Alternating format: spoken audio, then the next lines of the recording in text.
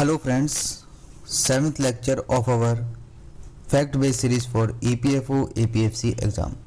Today we discuss all the facts and events from 1916 till the civil disobedient movements.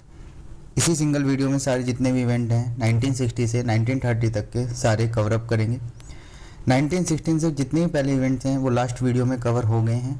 Please watch that video, it is very helpful to crack the EPFO APFC exam. Okay, now start a lecture from emergence of Gandhiji. Fine. Gandhiji in South Africa in 1893 went to the South Africa in connection with the case of involving his client Dada Abdullah. इनका name please याद रखिएगा। Gandhiji went to the South Africa in a case of Dada Abdullah. Name पूछा गया है आपके different exam by conducting by UPSC. Now अब यहाँ पे क्या है कि तीन ऑर्गेनाइजेशन, तीन सेटलमेंट आपको नेम याद रखने which was set up by the Gandhiji in South Africa. Natal Indian Congress, Phoenix settlement in Natal and Tolstoy farm in Transvaal. ये तीनों नेटल और ट्रांसवल ये प्लेस के नेम है in South Africa. Natal Indian Congress, Phoenix settlement in Natal, Tolstoy farm in Transvaal, set up by Gandhiji in South Africa. अब इसके अंदर के क्या था क्या नहीं था ये अपन यूपीएससी सीएससी की जब बात करेंगे 2 जुलाई के बाद तब यहाँ पे पूरा होल डिस्कशन होगा। अभी आपको इतना याद रखना है कि Natal Indian Congress, Phoenix settlement, Tolstoy farm, set up by Gandhiji in South Africa. Question ऐसे ही अराइज होगा। Gandhiji in India, fine. 9 January 1915 Gandhiji arrived in India. Initially the Gandhiji did not join any political organization, toured the country the next 1 year and see for himself Gopal ji के गोखले। एक चीज़ यहाँ पे ध्यान रखिएगा कि Gandhiji initially did not join any political organization and they go to the tour on advice of G.K. Gokhale. Note down करिए अपने नोट्स में, please take a pen and paper, कि GK Gokhale was a political guru of Gandhiji. ये question पूछा गया UPSC, CSC, NDA, CDS and different exam conducted by UPSC. Who is a political guru of Gandhiji? GK Gokhale. Side में लिख लीजिए the political guru of Subhash Chandra Bose was CR Das. Now another decided not to take any position to political matter at least 1 year. मैंने explain कर दिया इस point को पहले ही। 1 year तक कोई भी पॉलिटिकल ऑर्गेनाइजेशन के पार्ट नहीं थे। इंपॉर्टेंट पॉइंट है, initially not favour the home rule agitation. HRLM last lecture में मैंने एक्सप्लेन किया है। 2 लीग थी, तिलक के अंदर, एनी पसंद के अंदर। Please watch that lecture. मैं पहले ही कह रहा हूँ, प्लीज़ सीरीज़ को आप पूरा स्टार्टिंग से वॉच करते हो आइए, आपको बहुत बेनिफिट मिलेगा। अगर आप प्रीवियस लेक्चर को वॉच करेंगे तो आपको आज के लेक्चर को आप इजीली इंटरलिंक कर पाएंगे, क्योंकि हर लेक्चर दूसरे लेक्चर से इंटरलिंक है। मेरा हमेशा फोकस रहता है कि डेप्थ में जाइए, ब्रॉड नॉलेज में चाहिए, लेकिन आपके EPFO एग्जाम की इतनी रिक्वायरमेंट है, फैक्चुअल बेस्ड सीरीज चल रही, तो इसलिए मेरा यहाँ पे फैक्ट पे यहाँ पे फोकस है। लेकिन आपको प्लीज़ बैकग्राउंड पता होना चाहिए चीज़ों का, इसलिए मैं आपको हर टॉपिक का बैकग्राउंड क्लियर करके चलता हूँ। तो please watch the previous lecture जितने भी हैं मॉडर्न हिस्ट्री के लिए। ये लास्ट सेकंड लेक्चर है, एक और लेक्चर आएगा लास्ट में, फिर वो मॉडर्न हिस्ट्री के जितने फैक्ट्स हैं वो कंप्लीट हो जाएंगे। Not favour of HRLM, initially the Gandhiji not favour to home rule league movement. ठीक है, बाद में इनिशियली, लेकिन बाद में होम रूल लीग मूवमेंट के फेवर में थे। इंपॉर्टेंट पॉइंट याद रखिएगा, from 1970 to 1980 Gandhi involve 4 major event: Champaran Satyagraha, Ahmedabad mill strike, Kheda Satyagraha and Rowlatt Satyagraha. ठीक है, चारों को अपन डिस्कस करते हैं 1 by 1, क्योंकि चारों ही बहुत इंपॉर्टेंट हैं। First of all Champaran Satyagraha. Champaran is a place in Bihar and it is a first civil disobedient movement by Gandhiji. Gandhiji went to the Champaran on the request of Rajkumar Shukla. ये क्वेश्चन आया हुआ है, गांधीजी चंपारण किसकी रिक्वेस्ट पे गए? By the call of Rajkumar Shukla. Important चीज़ यहाँ पे याद रखिएगा, who which leader involve in Champaran Satyagraha? Rajendra Prasad, Mazharul Haq, Mahadev Desai, Narhar Parekh, JB Kripalani. आपको ये 5 नेम और राजकुमार शुक्ला जी का नेम, इनका सबके नेम याद होने चाहिए। Gandhi ji went to the Champaran on the request of और call of Rajkumar Shukla and they meet at Champaran with 5 leader Rajendra Prasad, Mazharul Haq, Mahadev Desai, Narhari Parikh, JB Kripalani. Fine. Problem क्या थी? प्रॉब्लम बेसिकली, हाँ, it was the first civil disobedient by the Gandhi ji. ये क्वेश्चन आया हुआ है बार बार, ये UPSC CSC का भी क्वेश्चन पूछा हुआ है। Which one of the first civil disobedient by the Gandhi ji was Champaran Satyagraha. Problem थी, look into the problem of the farmer in the context of indigo plantation of Champaran in Bihar. Tinkathia system, basically 3 कथाई system आपको पता होना चाहिए किससे एसोसिएटेड है, चंपारण सत्याग्रह से। ये क्वेश्चन आएगा। अब 3 कथाई सिस्टम में क्या क्या था वो नहीं पूछेगा, इतना समझिए। 3 कथाई system is a exploitative system by the European planter. Actually in Champaran Satyagraha the major problem is to grow a forcefully indigo and sell at a lower price. ठीक है, forcefully to grow a indigo and sell at a lower price. ठीक है, 3 कथाई system please इसको याद रखिएगा, किससे associated है, चंपारण सत्याग्रह से। It is exploitative system by the European planter. Next is Ahmedabad mill strike, important है, प्लीज याद रखिएगा। ये आपके EPFO के लिए बड़ा इंपॉर्टेंट है। अहमदाबाद मिल स्ट्राइक क्यों इंपॉर्टेंट है? क्योंकि first time Ahmedabad textile labour association formed in 1920 by Anasuya Ben. Please name याद रखिएगा। Ahmedabad textile labour association in 1920 formed by Anasuya Ben. Issue क्या था? Dispute between the cotton mill owners of Ahmedabad and the worker over the issue of discontinuance of the flag bonus. Fine, इस चीज को याद रखिएगा।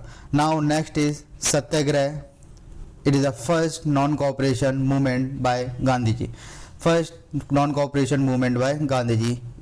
Important चीज आपको याद रखनी है कि 1918 the drought in Kheda crop failed। Revenue code में क्या था? एक्चुअली ये था, रेवेन्यू कोड में ये बोल रहा था कि अगर आपका 1/4 से कम का प्रोडक्शन होता है तो आपको टैक्स नहीं देना है। लेकिन इस 1918 में there was a drought in Kheda is a place basically, वहाँ पे ड्राउट हुआ तो 1/4 से कम प्रोडक्शन हुआ, फिर भी गवर्नमेंट ने डिमांड करा रेंट एंड टैक्सेस। इसके अगेंस्ट में वहाँ पे एजिटेशन हुआ, सत्याग्रह हुआ। इफ द यील्ड वाज, मैंने यही लिखा हुआ है, if the yield was less than 1/4 the normal production the farmer were entitled to remission by the government till the demand, but the government demanded the rent and taxes. Fine. Now royal act क्या है? सत्याग्रह, जलियांवाला बाग, मैसेगर, तीनों चीज देखते हैं। Important है आपके exam point of view से, EPFO APSC exam के लिए। रॉयल एक्ट बेसिकली इंपॉर्टेंट है, याद रखिए। ओरिजिनल नेम क्या था रॉयल एक्ट का? मैंने यहाँ पे मेंशन भी करा है, एनार्कियल एंड रिवोल्यूशनरी क्राइम एक्ट। ये क्वेश्चन पूछा गया है UPSC CSC में, ये क्वेश्चन पूछा गया है, अदर एग्जाम में भी पूछा गया है, प्लीज याद रखिएगा। In original name was anarchical and revolutionary crime act. The bill is a extension of the defence of Indian regulation act. Actually the Rowlatt act जो था, it is a extension of defence of Indian regulation act. आपके EPFO में ये नहीं पूछेगा what is the provision of defence of Indian regulation act, but एक statement आ सकता है, the Rowlatt act was extension of defence of Indian regulation act. It's statement is right.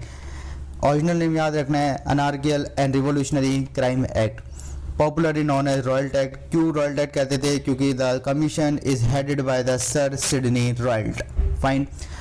इस रॉयल एक्ट में आपको पता ही है, इन्वेस्टिगेशन, सेडिशन, कॉन्स्पिरेंसी। ठीक है, क्या थे प्रोविजन? थोड़ा सा देख लीजिए रॉयल एक्ट में क्या क्या प्रोविजन थे। Tried without the juries and even in prison without the trial. आपके ऊपर कोई इंक्वायरी नहीं होगी, कोई ट्रायल नहीं होगा, आपको सीधा अरेस्ट किया जाएगा। Allowed the arrest of Indian without warrant, मैंने लिखा है, एंड मेट्स suspicious treason. Could be tried in secrecy without recourse, no appeal, कोई अपील नहीं है, कोई ट्रायल नहीं है, कोई इन्वेस्टिगेशन नहीं है, कोई इंक्वायरी नहीं है। ठीक है। सेडिशन कॉन्स्पिरेसी में, इन सेडिशन कॉन्स्पिरेसी, इफ एनीबडी से अगेंस्ट द गवर्नमेंट, आपने कुछ भी गवर्नमेंट के अगेंस्ट में कह दिया, अगर कुछ भी आपने न्यूज़पेपर में आर्टिकल लिख दिया तो आपको without any trial, without any investigation, without any inquiry, without आपको कोई भी अपील का भी एक तरीके से ऑप्शन नहीं है। इसको ये भी कहा गया है इस एक्ट को, नो अपील, नो दलील और नो वकील, नो अपील, नो दलील और no appeal. Fine. Now important point है, resign to protest against the Rowlatt act. Fine. Who did not participate in a Rowlatt act, protest against the Rowlatt act. ठीक है। Mohammad Ali Jinnah did not against the Rowlatt act, Madan Mohan Malviya, Mazharul Haq, ये 3 लोग के नाम याद रखिए, resign to protest against the Rowlatt act. Fine. Now satyagraha against the Rowlatt act, first mass strike. First mass strike was, Gandhi ji call for the mass strike was Rowlatt act. तो कल को आ जाए first mass strike by Gandhi ji by Rowlatt act के अंदर जो सत्याग्रह हुआ to against the Rowlatt act, जो सत्याग्रह हुआ उसे first mass strike. Gandhi ji call for the Rowlatt act as a black act. तो ये क्वेश्चन पूछा गया है बार बार, फेवरेट क्वेश्चन है, ब्लैक एक्ट किसे कहा गया और किसने कहा? ब्लैक एक्ट रॉयल एक्ट को कहा गया और गांधी जी ने कहा। ठीक है। एक चीज याद रखिएगा यहाँ पे, mass protest at all India level. Gandhi ji organise a satyagraha Sabha, important है, and roped a younger Indian home rule league. मैंने आपसे कहा था initially the Gandhi ji oppose the home rule league, but after the Rowlatt act when the Gandhiji started a mass protest against the Royal Act, the Home Rule League joined this satyagrah. So Gandhiji formed a satyagrah sabha, and in this sabha he called to the member of Home Rule League to come and support protest together against this act.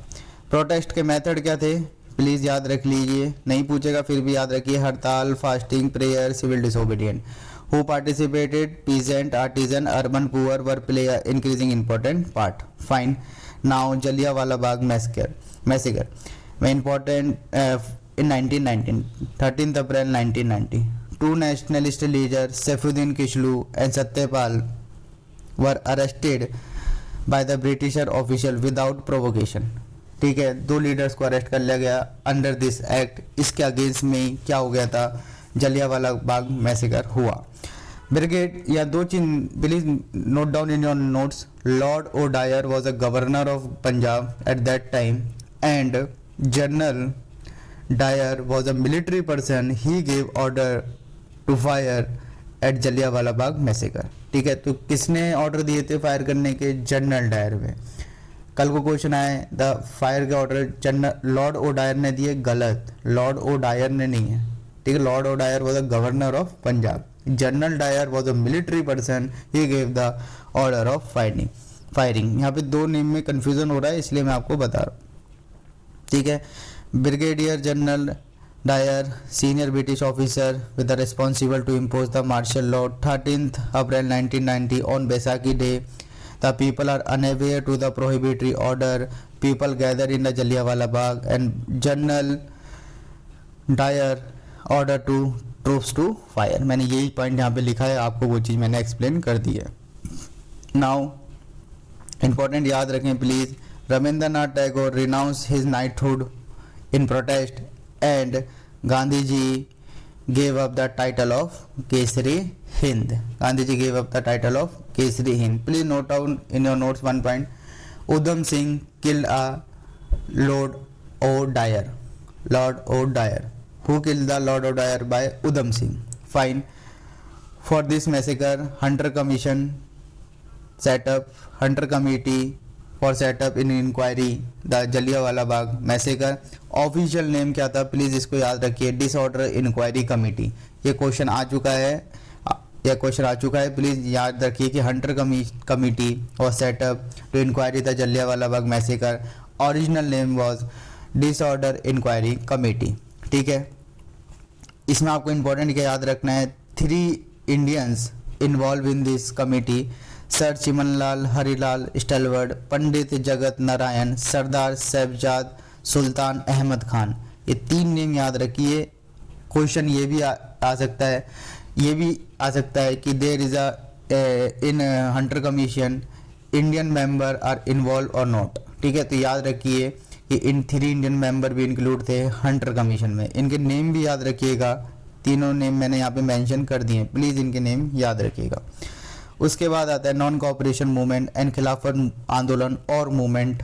ठीक है, इसमें आपको एक चीज़ याद रखिएगा, ये non cooperation movement from 1919 to 1922. Reason क्या था?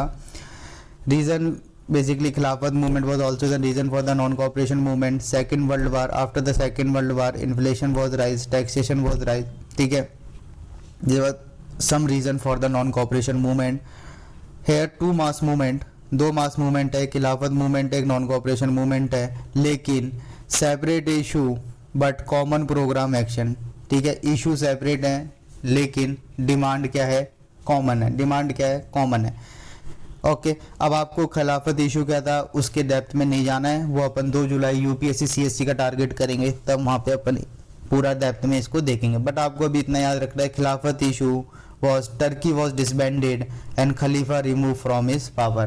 After the first world war, the Britain disbanded the Turkey, ठीक है, and removed the Khalifa from his power. Khalifa was a spiritual leader of Muslim. Fine.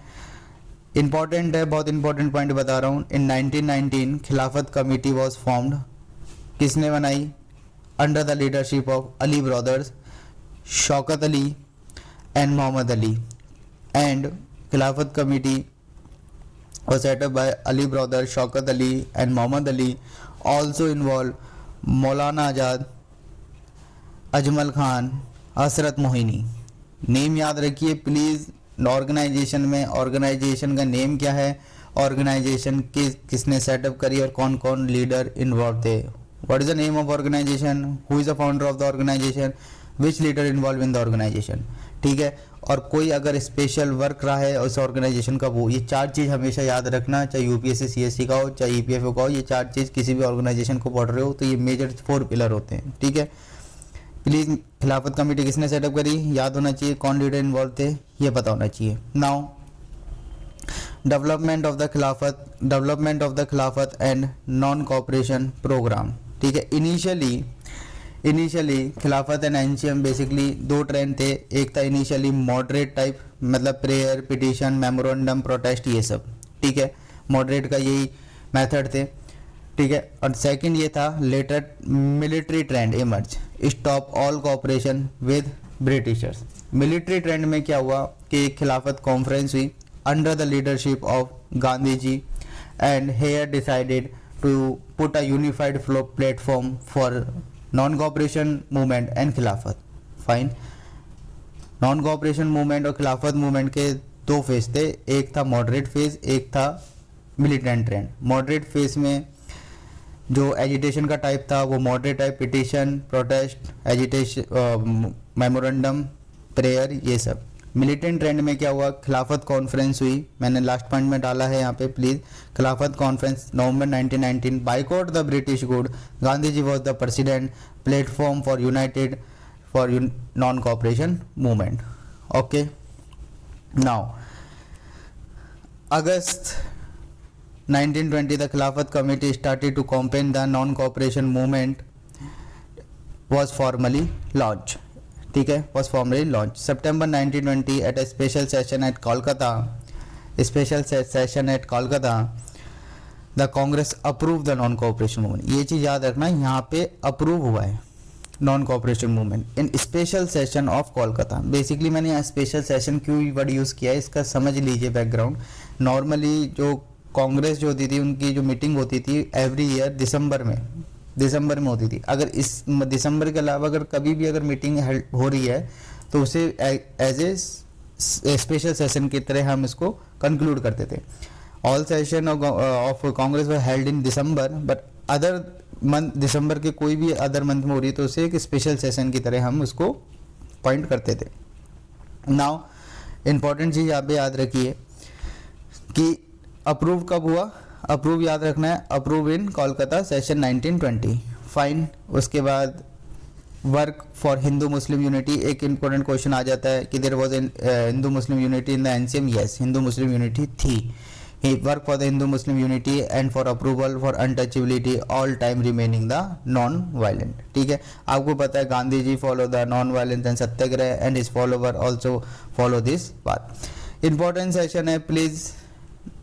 December 1920 Nagpur session. Please note down in your notes under the chairmanship of V Raghavachari 1920 का important session है V Raghavachari. इससे पहले के जितने भी session थे 1905, 1906, 1907 important session है, please अपने याद करिएगा। सेशन में क्या क्या याद करना होता है, सेशन प्लेस कहाँ हुआ, किस जगह पे हुआ, किस लीडर ने किया और क्या इंपॉर्टेंट आउटकम था, ये 3 चीज़ सेशन में हरदम याद रखिए। सेशन कहाँ पे हुआ, किसकी लीडरशिप में हुआ, क्या आउटकम था। 1917 का भी याद रखिएगा, सूरत स्प्लिट के बाद 1917 का भी जो इम्पोर्टेंट सेशन है वो भी वहाँ पे याद रखिएगा प्लीज़, ठीक है। इंपॉर्टेंट सेशन मैं करवा ही रहा हूँ यहाँ पे सारे के सारे। Now non cooperation movement was endorse, ठीक है, इंपॉर्टेंट है। Non cooperation movement was endorse, approved कब हुआ 1920 में, इंडोर्स कब हुआ 1928 स्पेशल कोलकाता सेशन में, अब और इंडोर्स कब हुआ नागपुर सेशन दिसंबर 1920, ठीक है। Now constitution to Congress decided to move from constitution to extra constitutional agitation. The Congress decided to have the attain a Swaraj through the peaceful and legitimate means. Important organization change were made. ये चीज़ याद रखिएगा please, important है important organizational changes were made. The Congress Working Committee CWC was set up of 15 member. ये question आया हुआ है, CWC कब setup हुई, नागपुर सेशन 1920 में, ठीक है। CWC जो भी आज भी एग्जिस्ट करती है। Provincial Congress committee on linguistic basis, ward committee was organise and entry fee was reduce, Congress membership fee was reduce, fine, please याद रखिएगा। CWC का कब सेटअप हुआ ये चीज़ याद रखिएगा। नागपुर सेशन इंपॉर्टेंट है क्योंकि इसी सेशन में हमने नॉन कोऑपरेशन मूवमेंट को इंडोर्स किया था। कांग्रेस ने डिसाइड किया था we move from the constitution to extra constitutional way to attain a swaraj through a peaceful and legitimate means, ठीक है। इंपॉर्टेंट पॉइंट, पीपल पार्टिसिपेट किस किस ने किया, middle class, business class, peasant, student, women, Hindu Muslim unity. Important है, non cooperation movement में Hindu Muslim unity थी, yes थी, क्वेश्चन आता है और आ सकता है। Please note down in your notes, एक पॉइंट याद नोट डाउन करिए। Indian national liberation federation, Indian national liberation federation founded by SN Banerjee, Surendranath Banerjee. Important है, पूछा गया क्वेश्चन है, ठीक है। After the Chauri Chaura incident Gandhi ji withdrawal the movement, focus on constructive work, khadi, ये constructive work, khadi, national school, campaign for temperance, Hindu Muslim unity against the untouchability, okay. After the Chauri Chaura incident in 1922 initially the people, in Chauri incident में क्या हुआ, initially the people protesting peacefully but the police lathi charge on them, then people agitate and backfire in the form of burning a police station. नहीं पूछेगा Chauri Chaura incident क्या है, लेकिन Gandhi ji withdrawal the non cooperation movement after the Chauri Chaura incident and focus on the constructive work. Constructive work khadi के ऊपर करा, national school setup करो, Hindu Muslim unity करो और अनटचेबिलिटी को ख़त्म करो, ठीक है, ये कंस्ट्रक्टिव वर्क था। अब एक चीज़ याद रखिएगा, 1922 के बाद जब नॉन कोऑपरेशन मूवमेंट एंड हुआ, उसके बाद 2 group INC Indian national Congress में फॉर्म होते हैं। एक होता है स्वराजिस्ट और एक होता है नो चेंजर, ठीक है, स्वराजिस्ट और नो चेंजर। देखो एक चीज़ हरदम याद रखना, जितनी भी ऑर्गेनाइजेशन है, जितने भी यहाँ पर ग्रुप क्रिएट हो रहे हैं, जितने भी फिक्शन क्रिएट हो रहे हैं, सारे के सारे जो भी हो रहा है विद इन अ कांग्रेस हो रहा है, विद इन अ कांग्रेस हो रहा है। Indian national liberation Federation by SN Banerjee जो मैंने अभी आपको नोट डाउन कराया वो भी विद इन अ कांग्रेस है, बाहर नहीं है, ठीक है। तो 2 ग्रुप्स आए, स्वराजिस्ट एंड नो चेंजर, ठीक है। 2 ग्रुप बेसिकली क्या क्राइसिस हुए कांग्रेस के बीच में, some leaders wanted to the council entry, ये कह रहे थे कि हम काउंसिल में बैठ के, लेजिस्लेटिव में बैठ के हम रिफॉर्म लाएंगे, हम वहाँ से स्वराज लेंगे। कुछ लीडर्स ऐसे के थे वो कह रहे थे कि कंस्ट्रक्टिव वर्क करेंगे, ऑन ग्राउंड वर्क करेंगे, उससे स्वराज लेंगे और उससे हम रिफॉर्म करेंगे। आपको इतना याद रखना है कि स्वराजिस्ट क्या चाहते थे, काउंसिल एंट्री, और जो नो चेंजर्स जो थे वो क्या चाहते थे, कंस्ट्रक्टिव वर्क, इतना याद रखना है। Swarajist wanted to a council entry and constructive and no changer wanted to a constructive work. Leader कौन कौन इन्वॉल्व थे स्वराजिस्ट में, CR Das, Motilal Nehru, Ajmal Khan. No changer में सी राजागोपालाचार्य, वल्लभ भाई पटेल, राजेंद्र प्रसाद, एम ए अंसारी। सारे नेम इंपॉर्टेंट हैं, प्लीज इनको नेम को याद रखिएगा। स्वराजिस्ट कौन है, नो चेंजर कौन है। स्वराजिस्ट क्या चाहते हैं कि काउंसिल एंट्री हो, हम लेजिस्लेशन में जाकर रिफॉर्म लाएंगे, वहां से स्वराज लेंगे।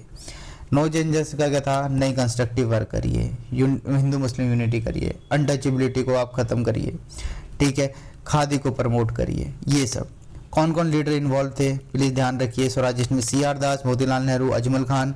एंड नो चेंजर में कौन कौन लीडर्स इन्वॉल्व थे, ऋषि राजगोपालाचार्य, वल्लभ भाई Patel, Rajendra Prasad and M A Ansari. Now important session, Gaya session presided by C R Das.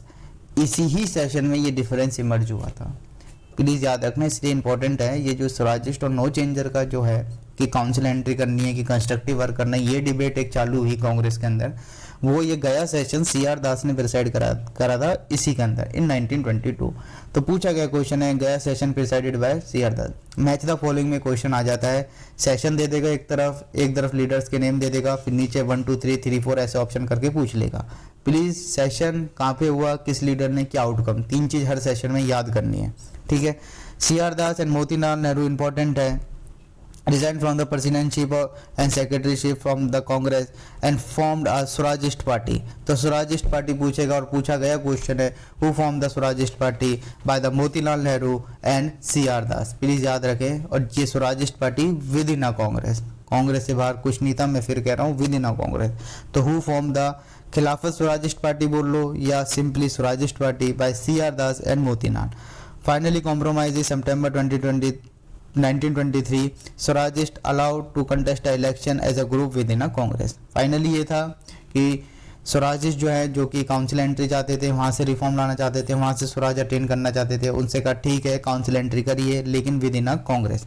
Now Gandhi ji का एटीट्यूड क्या था, देखिए गांधी जी का इनिशियली तो वो अपोज कर रहे थे स्वराजिस्ट को कि काउंसिल एंट्री नहीं है, कंस्ट्रक्टिव वर्क करना है, अनटचेबिलिटी को खत्म करना है, खादी को प्रमोट करना है, हिंदू मुस्लिम यूनिटी को करना है प्रमोट, ये सब इंपॉर्टेंट पॉइंट है। गांधी जी ने एक ही सेशन प्रिसाइड करा 1924 में, बेलगाम सेशन, एंड इन्होंने यहाँ पे क्या बोला, इंपॉर्टेंट सेशन है, Swarajist would work in the council as a integral part of the Congress, fine. Now emergence of new forces, important है emergence of new forces. Jawaharlal Nehru and Subhash Chandra Bose arises as a new leader as a socialist ideology, critic of the Bose Swarajist and no changer. एक चीज याद रखना, ना तो जवाहरलाल नेहरू और ना Subhash Chandra Bose supported the no changer and Swarajist, किसी का भी सपोर्ट नहीं करते थे। They can critic of both Swarajist and no changer. Reason ये था कि नो चेंजर जो हैं कंस्ट्रक्टिव वर्क जो करना चाह रहे थे, benefit only reach to the upper and middle class people, और स्वराजिस्ट जो काउंसिल में रह के जो रिफॉर्म लेना चाह रहे हैं वो basically divide on the basis of communal line. Actually क्या था कि स्वराजिस्ट के अंदर भी डिवाइड हो गया था रिस्पॉन्सिविस्ट और नॉन रिस्पॉन्सिविस्ट, ठीक है, नेम लिख सकते हो तो लिख लो। स्वराजिस्ट के अंदर फर्स्ट डिवाइड हुआ responsivist and non responsivist, please note down in your notes. Who is responsivist के अंदर कौन कौन लीडर थे, लाला, ये कम्युनल बेसिस पे डिवाइड था, लाला लाजपत राय, मदन मोहन मालवीय, एनसी कालकर। फिर रिपीट कर रहा हूँ, Lala Lajpat Rai, Madan Mohan Malviya, NC Kelkar is responsivist under the Swarajist party के अंदर फर्दर डिवीजन हुआ। And second is non responsivist C R Das and Motilal Nehru, divide on the basis of communal basis, ये division on the basis of communal basis. नहीं जाना है अंदर के प्रोविजन क्या थे, बस नाम याद रखो और किस बेसिस पे डिवीजन हुआ। In 1920, Communist Party of India (CPI) formed by M. N. Roy, important है M. N. Roy, और please note down in your notes M. N. Roy and Ambani Mukherjee, ठीक है। CPI formed by M. N. Roy and Ambani Mukherjee। बहुत important point है from your EPFO APFC exam, growth of trade union। In 1920, trade union, labor union also started increasing. These union had a great role in nationalism. All India Trade Union Congress AITUC formed in 1920 by N.M. Joshi, and first president was Lala Lajpat Rai, and first general secretary was दीवान चमन लाल। तो तीनों नाम याद रखने हैं। N.M. Joshi ने found करी, president first Lala Lajpat Rai, first general secretary Diwan Chaman Lal Rai. ठीक है, now justice party in Madras formed by CN Madurai, TN Nair and P Tyagaraj. ये तीनों नेम याद रखने हैं, PC, CN Madurai, TM Nair, P Tyagaraj. Justice party formed by this three leader. Second, self respect movement under the leadership of EV Ramaswamy Naicker in Madras. Unionist party important है, under the Fazal e Husain in Punjab. Unionist party under the leadership of Fazal e Husain. Important बता रहा हूँ, बहुत important है, question पूछा गया UPSC CSD में। Hindustan republic association HRA जिसे कहते हैं हम, later renamed as the Hindustan socialist republic association HSRA। Hindustan republic association was formed in Kanpur in 1924 by the Ram Prasad Bismil, Jogesh Chandra Chatterjee and Sachin Senal। HRA formed by the Ram Prasad Bismil, जोगेश Chandra Chatterjee and Sachin Sanyal. Please तीनों name याद रखिए, organisation का name याद रखिए। मैं हर बार point कर रहा हूँ, प्लीज़ ऑर्गेनाइजेशन का नेम, ऑर्गेनाइजेशन ने क्या, किस किस ने उसको फाउंड किया, कौन कौन से लीडर इसमें एसोसिएट हैं और क्या उनका आउटकम है, ये चीज़ें आपको याद रखनी हैं। मैंने ये PPT में जो भी पॉइंट मेंशन कर रहा हूँ, प्लीज़ उनको याद रखिए, उनको मत छोड़िएगा, ये तो आपको करना ही करना है। HSRA at Firoza Kotla Delhi 1928 under the leadership of the Chandrasekhar Azad, the name of the HRA was changed as the HSRA। ठीक है, तो HRA का नेम क्या कर दिया, HSRA, under the leadership of Chandrashekhar Azad at Firoza Kotla in Delhi in 1928। Leader कौन कौन associate थे HSRA से, भगत सिंह, सुखदेव, भकुटेश्वर दत्त, बिजनॉय, कुमार सिन्हा, शिव वर्मा, जयदेव कपूर। प्लीज़ इनके नेम याद रखिएगा, मैंने सारे मेंशन करे हैं। इम्पॉर्टेंट है, इसे ही लाहौर कॉन्स्पिरेंसी कहते हैं। Saunders murder, Lahore December 1928। Saunders murder किसने किया, Bhagat Singh, Azad and Rajguru. Bhagat Singh, Azad and Rajguru. Please name याद रखिएगा, इम्पॉर्टेंट है, बहुत इंपॉर्टेंट है, यहाँ से क्वेश्चन पूछा गया है बार बार। एंड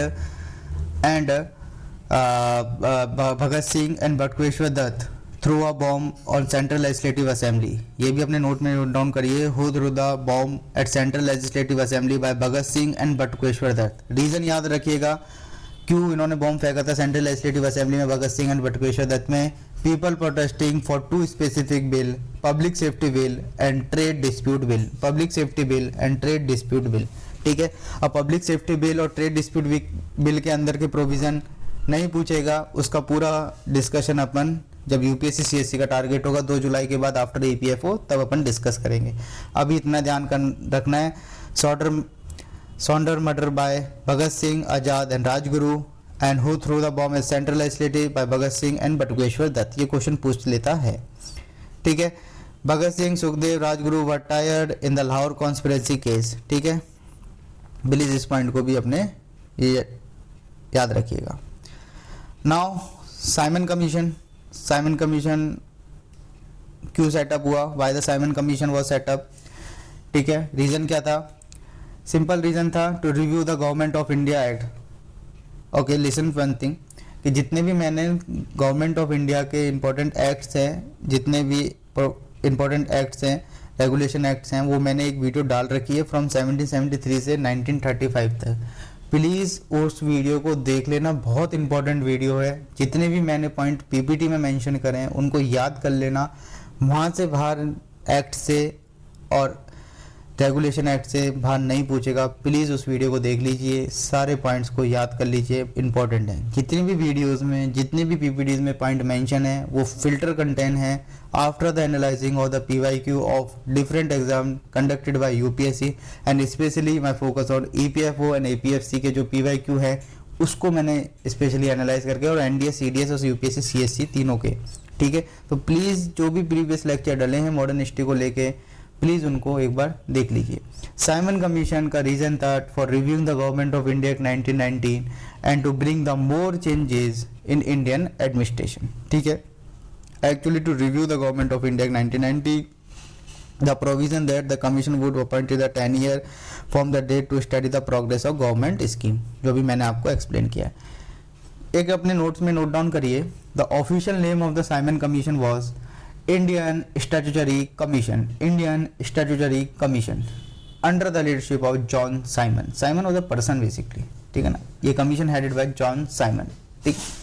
नाउ साइमन कमीशन, ये मैंने यहाँ पे मेंशन कर ही दिया है पॉइंट जो मैंने आपको बोला था। वाई द अपोज क्यों हुआ, एक आपने people slogan start Simon go back.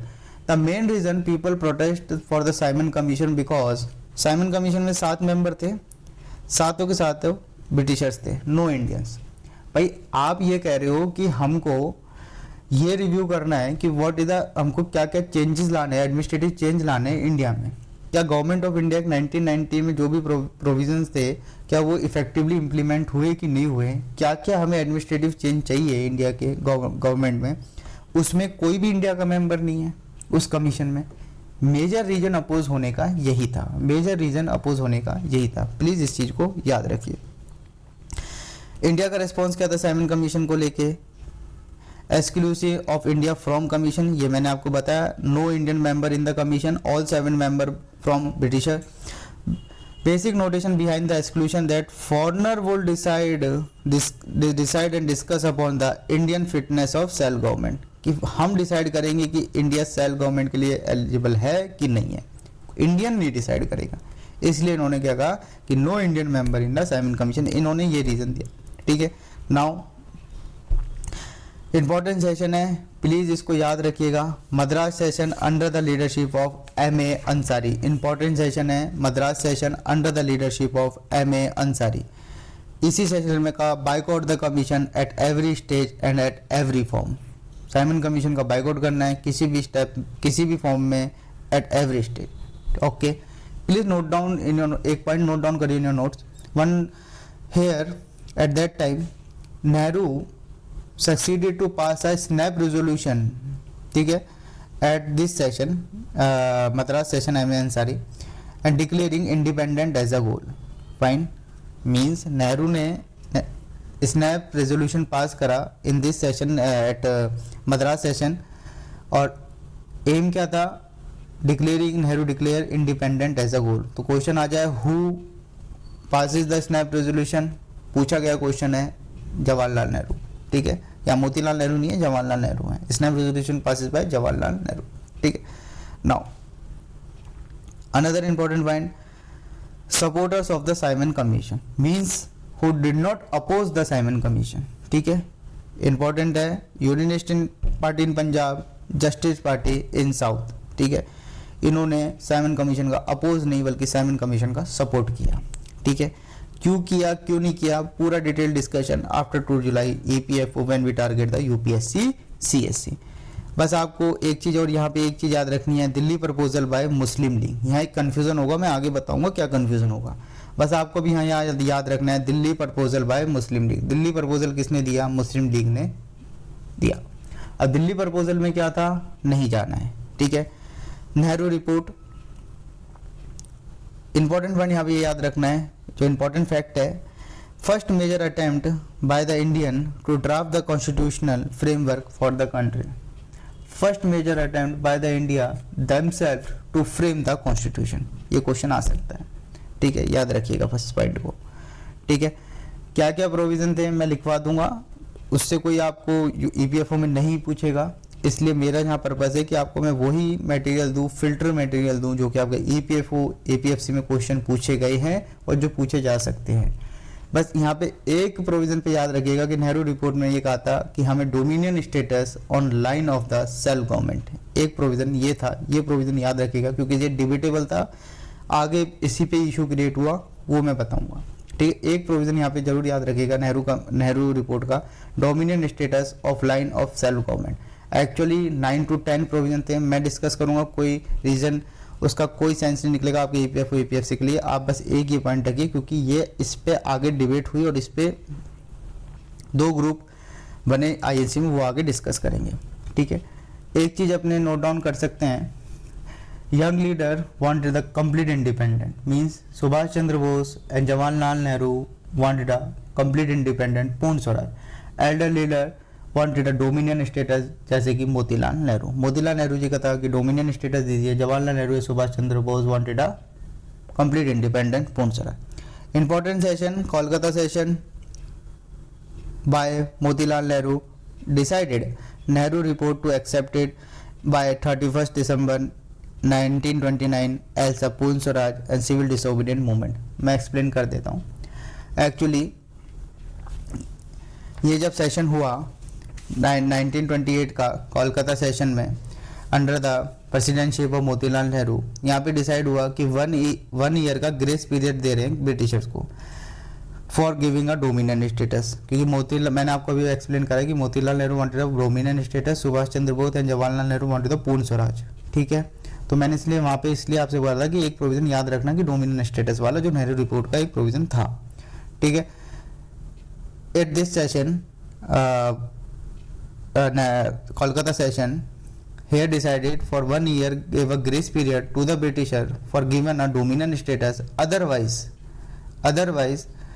the future of demand of dominion status that convert into पूर्ण स्वराज। मतलब अभी हम डोमिनियन स्टेटस की डिमांड कर रहे हैं, वो किस में हो जाएगी, पूर्ण स्वराज में, and civil disobedient movement start कर दिया जाएगा। या तो आप मेरी डिमांड को एक्सेप्ट कर लीजिए जो भी नेहरू रिपोर्ट में दी है, नहीं तो अभी तो हम डोमिनियन स्टेटस के कर रहे हैं, ये पूर्ण स्वराज की फ्यूचर डिमांड क्या रहेगी, पूर्ण स्वराज की रहेगी, और we started the civil disobedient movement if you don't accepted this demand, जो कि नेहरू रिपोर्ट में दी गई थी। ठीक है, नाउ नॉर्मल सी बात है, अब एक स्टोरी फॉर्म में समझते जाना, चीज़ों को इजीली आप रिमेंबर कर पाओगे। नेहरू की रिपोर्ट आई, नेहरू की रिपोर्ट में ये था कि इसको एक्सेप्ट कर लीजिए, नहीं करेंगे तो हम पूर्ण स्वराज की डिमांड करेंगे और सिविल डिसोबीडियंट मूवमेंट स्टार्ट करेंगे। इरविन डिक्लेरेशन, अब नॉर्मल सी बात है, कोई भी मूवमेंट स्टार्ट हो रहा है तो उसे सप्रेस भी करना है, तो इरविन डिक्लेरेशन आई। इरविन बेसिकली वॉइस रहा है, इन्होंने कहा कि इंडियन को हम डोमिनियन स्टेटस देंगे, लेकिन कोई टाइम नहीं दिया। We will give a dominion status but no timeline, कोई टाइम लाइन नहीं, डोमिनियन स्टेटस हम देंगे बट टाइम लाइन। और दूसरी चीज़ कहा कि Congress INC attend the round table conference. RTC round table conference में क्या क्या इंपॉर्टेंट थी वो मैं नेक्स्ट स्लाइड में बता रहा हूँ, प्लीज़ अभी इतना सुनिए। इरविन डिक्लेरेशन में दो चीज़ थी, first we will give the dominion status but no timeline, second RTC happen and all party member come to decide and form the unified constitution and government. आपको RTC join करना है। ठीक है, कांग्रेस को बोला, नॉर्मल सी बात है। एक चीज़ याद रखना है, दिल्ली मैनिफेस्टो बाय कांग्रेस, बस अब दिल्ली मैनिफेस्टो में क्या था ये याद नहीं करना, प्रोविजन उसके याद नहीं करने। दिल्ली मैनिफेस्टो कौन लेकर आया, कांग्रेस लेकर आया। ठीक है, याद रखा। अभी मैंने जस्ट ऊपर बताया कि दिल्ली प्रपोजल कौन लेकर आया, मुस्लिम लीग। ये कन्फ्यूजन होता है और यहाँ पे UPSC ट्रैप क्रिएट करता है, इसलिए मैंने बोला है कि प्लीज़ जो मैं PPT में मेंशन कर रहा हूँ पॉइंट्स, उसको आप याद रखिए, वहाँ से क्वेश्चन आए गए हैं और आ सकते हैं। तो Delhi proposal by Muslim League and Delhi manifesto by Congress. मैं दिल्ली मैनिफेस्टो के प्रोविज़न बनाने के लिए कोई मतलब नहीं है, कोई सेंस नहीं है EPFO के लिए, क्योंकि नहीं पूछेगा वहाँ से क्वेश्चन। बस आपको मैं इतना बता देता हूँ, दिल्ली मैनिफेस्टो में कुछ डिमांड रखी थी कांग्रेस ने, 1929 में आया था कि ये डिमांड आप एक्सेप्ट करिए। ठीक है, पर ये डिमांड क्या करी, इरविन ने एक्सेप्ट नहीं करी। इसके अगेंस्ट में क्या हुआ, लाहौर सेशन हुआ 1929 में under the leadership of Jawaharlal Nehru. बहुत इंपॉर्टेंट सेशन है, प्लीज़ इस सेशन को हर पॉइंट को याद रखना। Round table conference was boycotted, जो कि इरविन डिक्लेरेशन में हुआ कि आप राउंड टेबल कॉन्फ्रेंस को ज्वाइन करिए, नहीं करेंगे। कंप्लीट इंडिपेंडेंस, मैंने आपसे क्या कहा था कि 1928 का जब सेशन हुआ कोलकाता में, जो कि मोतीलाल नेहरू जी ने प्रेसाइड करा, उन्होंने कहा कि 1 साल का हम टाइम पीरियड दे रहे हैं, या तो डोमिनियन स्टेटस दे दो, नहीं तो हमारी फ्यूचर डिमांड पूर्ण स्वराज होगी और सिविल डिसोबीडियंट मूवमेंट स्टार्ट होगा। ठीक है, ये वाली जो लाहौर सेशन था 1929 में, यही हुआ कि राउंड टेबल कॉन्फ्रेंस नहीं ज्वाइन करेंगे, अब हमें कंप्लीट इंडिपेंडेंस चाहिए। All member of the legislature were asked to resign their seats. जितने भी लेजिस्लेचर, जो भी काउंसिल एंट्री थी, जितने भी लेजिस्लेचर में बैठे थे, सबसे बोला कि रिजाइन करिए। इंपॉर्टेंट पॉइंट, 26 जनवरी 1930 first independence. Second most important point, यहाँ पे जो रिवर का नेम है वो प्लीज़ याद रखना, यहाँ से क्वेश्चन बार बार पूछा गया है। 31 दिसंबर 1929 on river Ravi the try colour was hosted by Jawaharlal Nehru. Fine, एक पॉइंट नोट डाउन करिए, 26 जनवरी 1930 इंडिपेंडेंट प्लेज वॉज टेकन। ठीक है। फर्स्ट इंडिपेंडेंट 26 जनवरी 1930 और कहाँ पे ट्राई कलर फ्लैग होस्ट किया, रिवर रावी। इंपॉर्टेंट है, कौन सी रिवर पूछा गया है। फाइन, तो ये जितना भी पॉइंट थे मैंने यहाँ पे डिस्कस कर लिए हैं इंपॉर्टेंट। 1930 तक Lahore session. From next lecture we discuss from civil disobedient movement to 1947। Please जितने भी पॉइंट नोट डाउन करें हैं इनको प्लीज़ याद रखिएगा, आपके यूपीएससी ईपीएफओ के लिए बड़े हेल्पफुल होने वाला है ये सीरीज़। इसको मैक्सिमम शेयर करिए अपने फ्रेंड सर्कल के साथ। आप अगर लाइब्रेरी में हैं तो वहाँ पे इसको फ्रेंड्स के साथ शेयर करिए ताकि इस सीरीज़ का मैक्सिमम स्टूडेंट बेनिफिट ले पाएँ और आप इजीली ईपीएफओ एपीएफसी एग्ज़ाम को क्रैक कर पाएँ without any hurdle. Okay, please lecture को रिवाइज़ करिए, बार बार रिवाइज करिए। आप ओनली कुछ अपना आप इस लेक्चर को एज ए रिवीजन की तरह यूज़ करिए, आपको मिनिमम टाइम में मैक्सिमम आउटपुट देखने को मिलेगा और आप इफ़ेक्टिव वे में मॉडर्न हिस्ट्री के मोर देन 70% क्वेश्चन आप इस सीरीज़ से इजीली सॉल्व कर पाएंगे। प्लीज़ फॉलो करिए इस सीरीज़ को and see you in a next video. Thank you and have a good day.